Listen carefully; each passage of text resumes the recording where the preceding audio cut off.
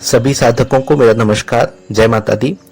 तो दोस्तों, इसकी पिछली वीडियो में हमने आपको बताया था गुप्त नवरात्रि की महत्व के बारे में और उसकी महिमा के बारे में। अब हम आपके सामने एक नया वीडियो लेकर के आए हैं जिसमें हम आपको 10 महाविद्याओं के बारे में कुछ जानकारियां देंगे और उनसे जुड़े हुए कुछ मंत्र भी आपको देंगे। तो दोस्तों, आपका बहुत बहुत स्वागत है मेरे channel the journey of life में। तो आज हम बात करेंगे 10 महाविद्याओं के बारे में।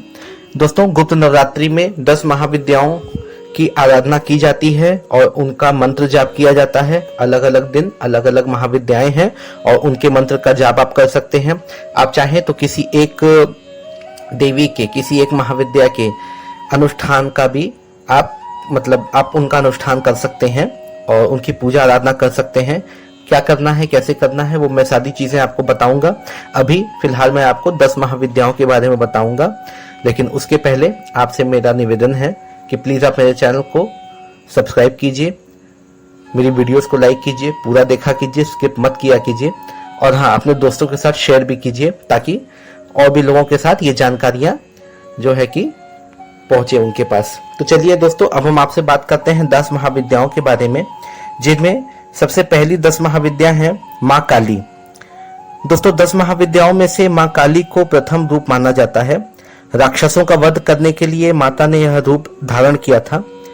माता काली को प्रसन्न करना बहुत ही आसान है। पवित्र मन से इनकी पूजा अर्चना करने से अत्यंत लाभ होता है। तो अब मैं पहले आपको इनका मंत्र दे देता हूं। ओम ह्रीम श्रीम क्रीम परमेश्वरी कालिके स्वाहा। दोस्तों, 10 महाविद्याओं में जो दूसरा रूप है वो है माँ तारा का। सबसे पहले महर्षि वशिष्ठ ने तारा माँ की आराधना पश्चिम बंगाल के वीरभूम जिले के तारापीठ में की थी, जहाँ पे इनका मुख्य मंदिर है।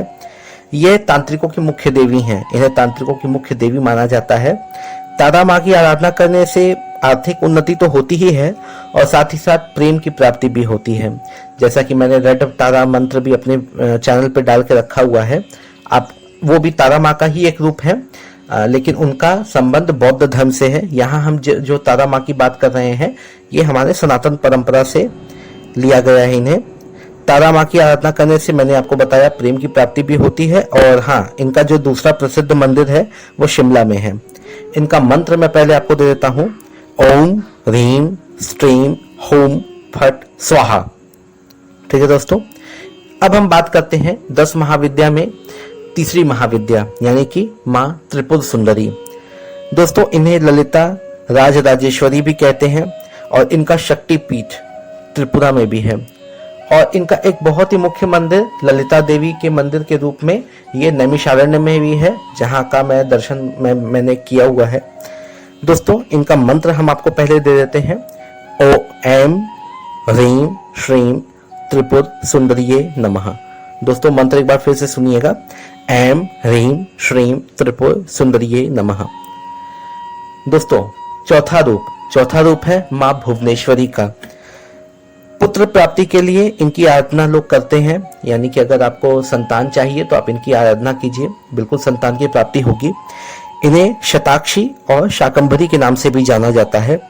सूर्य के समान तेज है इनका, और अगर आप भी सूर्य के समान तेज चाहते हैं और अगर अपने समाज में मान सम्मान बढ़ाना चाहते हैं तो आप माँ भुवनेश्वरी की आराधना कर सकते हैं। इनका मंत्र है ह्रीम भुवनेश्वरीये नमः।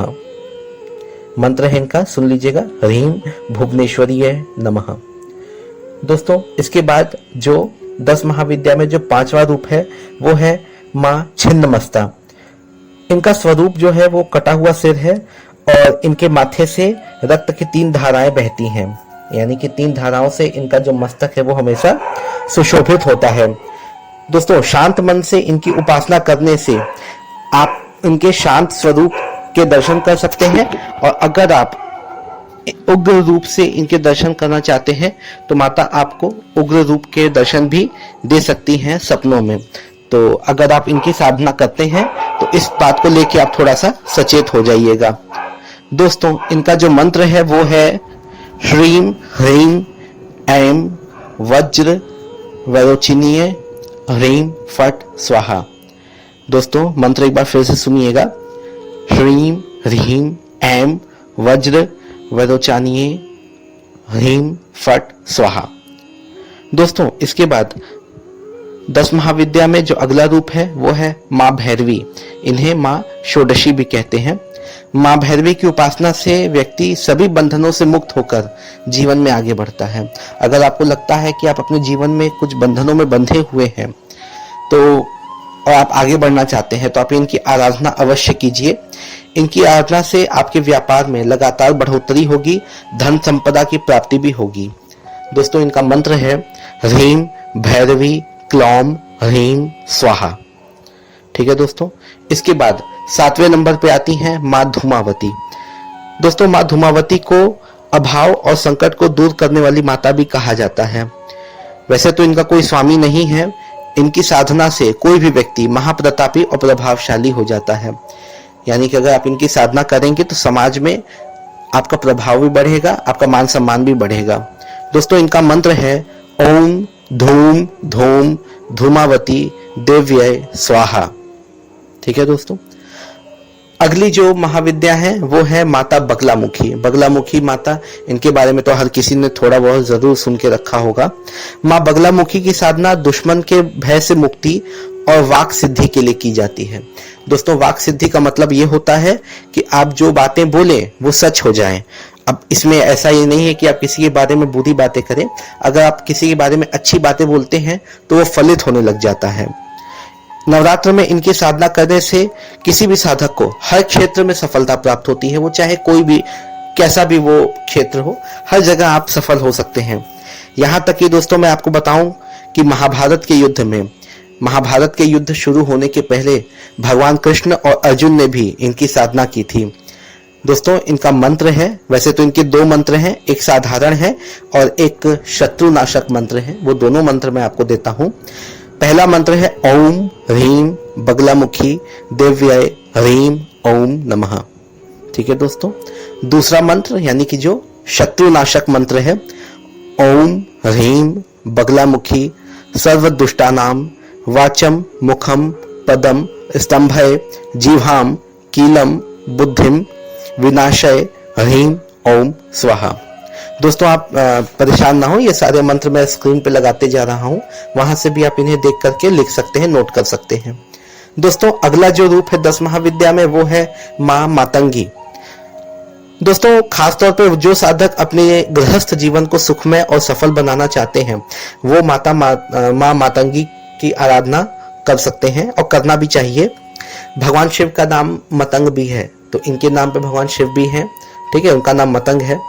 जो कोई भी व्यक्ति इनकी सिद्धि प्राप्त कर लेता है वो किसी भी क्षेत्र में, चाहे वो खेल हो, कला हो, संगीत हो, हर तरह से वो दुनिया को अपने वश में कर लेता है अपने कला के द्वारा, अपने संगीत के द्वारा।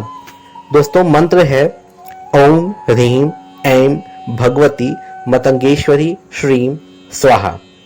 ठीक है दोस्तों इसके बाद जो सबसे आखिरी स्वरूप है 10 महाविद्याओं में वो है माँ कमला। माँ कमला की साधना धन एवं समृद्धि के लिए की जाती है। ये माँ लक्ष्मी का ही एक रूप है। इनकी साधना से व्यक्ति धनवान और विद्यावान हो जाता है। तो इनका मंत्र मैं आपको बताता हूँ हसोह जगत प्रसुप्तये स्वाहा। दोस्तों मंत्र एक बार फिर से सुनिएगा, हसोह जगत प्रसुप्तये स्वाहा। तो दोस्तों ये थी सभी 10 महाविद्याएं। आप इनमें से अगर प्रतिदिन आप चाहें तो हर एक महाविद्या के लिए 108 मंत्रों का जाप कर सकते हैं। सारे मंत्र मैं स्क्रीन पे लगा दे रहा हूं, आप वहां से इन्हें नोट कर लीजिएगा। लेकिन हाँ, आपसे एक निवेदन है कि आप अगर चाहें तो हर एक महाविद्याओं का आप मंत्र जाप तो प्रतिदिन कर सकते हैं, लेकिन अलग अलग महाविद्याओं का अलग अलग अनुष्ठान, उस पर भी मैं एक एक वीडियो बनाता जाऊंगा। आप वहां भी कोई एक अनुष्ठान पूरे 9 दिन में पूरा कर सकते हैं। तो दोस्तों इसी तरह के और भी जानकारियों के लिए आप मेरे चैनल पर बने रहिए। प्लीज़ मेरे चैनल को सब्सक्राइब कीजिए, मेरी वीडियोस को लाइक कीजिए और अपना प्यार आप हमारे चैनल को ऐसे ही देते रहिए। धन्यवाद दोस्तों।